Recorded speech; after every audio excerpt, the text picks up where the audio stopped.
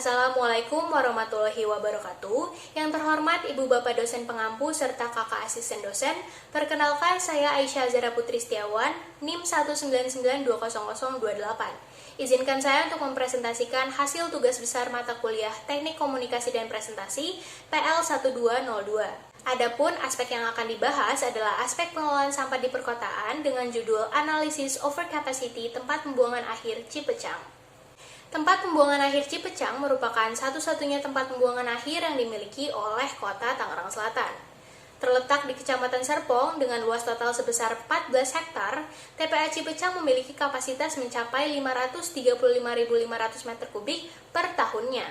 Adapun metode pengelolaan sampah yang digunakan adalah metode sanitary landfill, yang merupakan sistem pemusnahan sampah dengan cara membuang dan menumpuk sampah di lokasi cekung, memadatkannya, kemudian menimbunnya dengan tanah. Berdasarkan SNI 3242 tahun 2008 dalam memperkirakan volume timbulan sampah, kota besar idealnya menghasilkan 3 liter per orang per harinya, sedangkan untuk kota kecil menghasilkan 2,5 liter per orang per harinya. Namun, jika dilihat dari data baseline informasi persampahan, kota Tangerang Selatan itu sendiri sudah menghasilkan sampah sebesar 9,8 liter per orang per harinya. Hal ini mengartikan bahwa jumlah timbulan sampah kota Tangerang Selatan melebihi 33% dibanding kondisi idealnya. Menurut Suherman pada tahun 2020, jika mengacu pada luas lahan yang dimiliki oleh TPA Cipecang, maka seharusnya tinggi tumpukan sampah tidak melebihi dari 16 meter. Namun pada kenyataannya, ketinggian tumpukan sampah di TPA Cipecang ini melebihi 16 meter. Hal ini mengakibatkan landfill tergolong overload dan menyebabkan jebolnya turap TPA Cipecang dan tumpukan sampah longsor hingga ke Sungai Cisadane. Longsoran tumpukan sampah ini membuat sebagian aliran Sungai Cisadane tertutupi sekitar 100 ton tumpukan sampah. Namun dengan segala persoalannya, TPA Cipecang memiliki potensi yang cukup besar. Dilihat dari data komposisi berat sampah kota Tangerang Selatan yang dikutip dari baseline informasi persampahan, persentase komposisi berat sampah terbesar di kota Tangerang Selatan adalah sampah organik, yaitu sebesar 50%. Melihat dari banyaknya sampah organik yang dihasilkan, TPA Cipecang berpotensi untuk mengolah sampah organik tersebut menjadi sumber energi alternatif.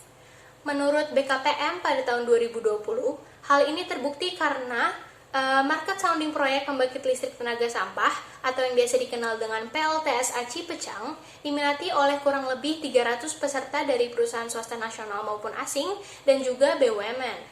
Tentunya dengan melihat potensi dan permasalahan yang ada, pemerintah Kota Tangerang Selatan tidak hanya tinggal diam.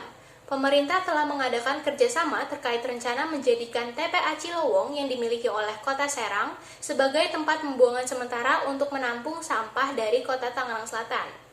Dikabarkan nantinya setiap harinya, sekitar 400 ton sampah dari Tangerang Selatan akan diangkut ke TPA Cilowong, Kota Serang. Namun, solusi ini hanyalah solusi sementara. Harus ada solusi jangka panjang untuk menyelesaikan overcapacity di tempat pembuangan akhir Cipecang ini.